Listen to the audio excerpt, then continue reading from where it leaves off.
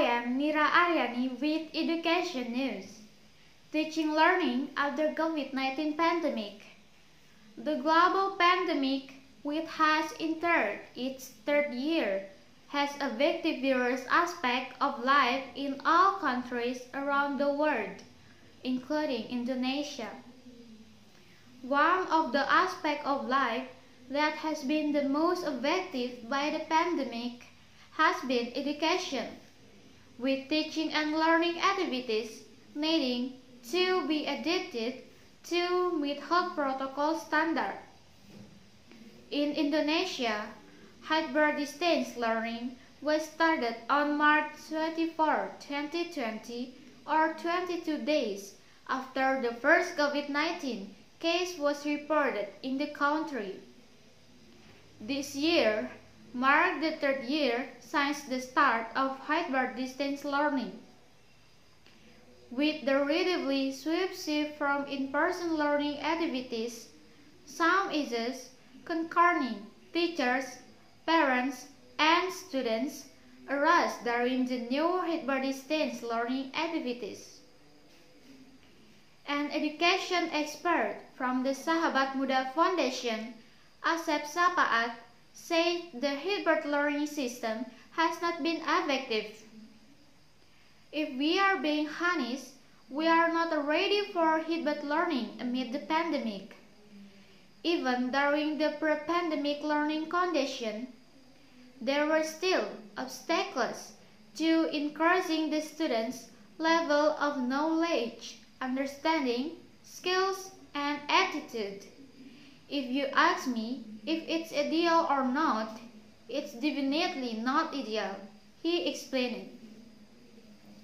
Based on the Ministry of Education and Culture's report on policies adjustments for learning activities in August 2020, parents, teachers, and students experienced many obstacles in their attempts to adapt to the distance learning system. One of the biggest problems for parents and teachers was difficulty in supporting students participating in distance learning, which oftentimes is solely focused on the curriculum.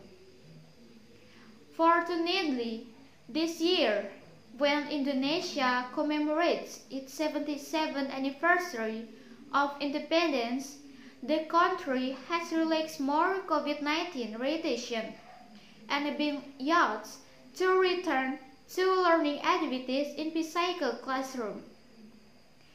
Based on the Ministry of Education and Culture's Circular No. 4 of 2020 regarding the implementation of education policies during the COVID-19 emergency, starting from January this year, schools in green or yellow with fewer COVID case zones have been allowed to return and conduct in-person learning. Public Junior High School 99, which is located in the yellow zone of North Jakarta, has been allowed to return with full capacity in-person learning. However, teachers in the school say that some students are still facing obstacles in following in-person learning after 2 years of online learning. Febriana Eka Putri, a high school teacher, said that hybrid learning has a couple of glaring issues, which affect a student's academic achievements and social life. Regarding effectiveness, our learning system is still quite lacking, especially when students have experienced distance learning for 2 years. Some of them were distracted from having to help their families at home, Putri added. She also spoke about the social emotional impact that students suffered from isolation as they could not directly interact with their friends for 2 whole years.